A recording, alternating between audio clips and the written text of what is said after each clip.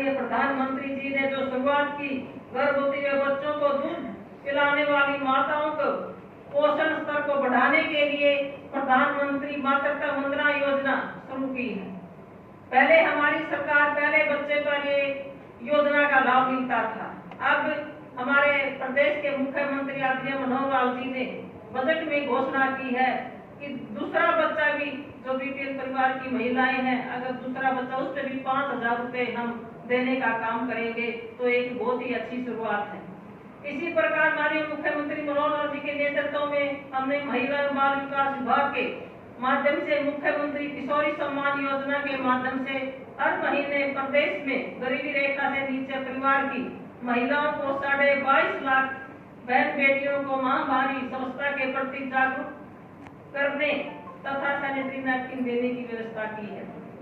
आपकी बेटी हमारी बेटी योजना के माध्यम से अनुसूचित जाति की 3 बेटियों के जन्म पर 21,000 रुपए की राशि देने की व्यवस्था की गई है।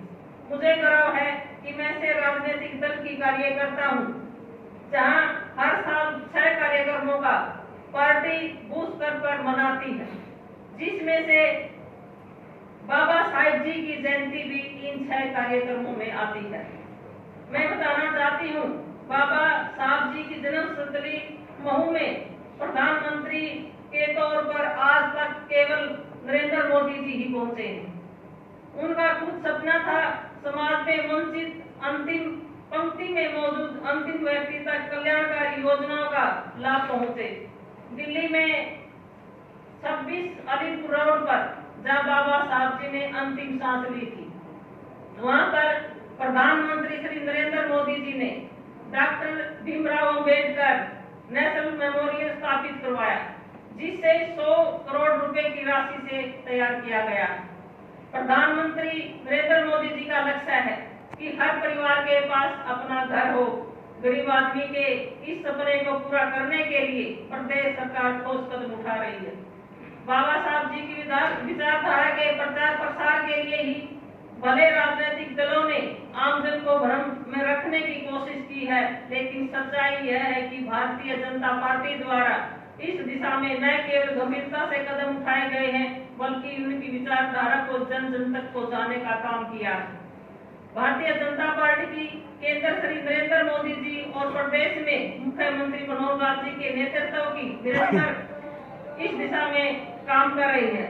हरियाणा विधानसभा में संविधान निर्माता डॉक्टर भीमराव अंबेडकर जी की प्रतिमा करने का काम हमारे प्रदेश के मुख्यमंत्री आदरणीय मनोहर लाल जी के नेतृत्व में हुआ।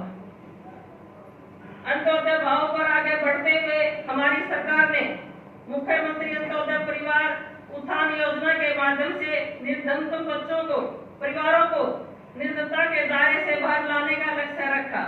इसके लिए उनके शैक्षणिक सामाजिक आर्थिक उत्थान के लिए योजनाएं बनाई हैं।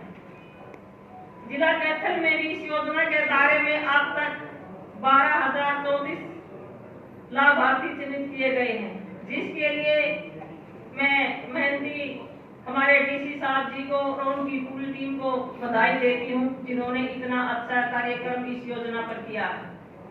प्रधानमंत्री गरीब कल्याण योजना का 6 महीने तक विस्तार करते हुए देश में 80 करोड़ नागरिकों को निःशुल्क राशन जारी करने का निर्णय गरीब वंचित के उत्थान में अहम कदम साबित हो रहा है। लोगों के हित को के ध्यान में रखते हुए हरियाणा सरकार ने भ्रष्टाचार पर जीरो टॉलरेंस की नीति पर कार्य करते हुए अनेक योजनाएं शुरू की गई हैं। अंबेडकर मेधावी छात्र योजना के तहत अनुसूचित जाति के छात्र छात्राओं को हर साल छात्रवृत्ति देती है।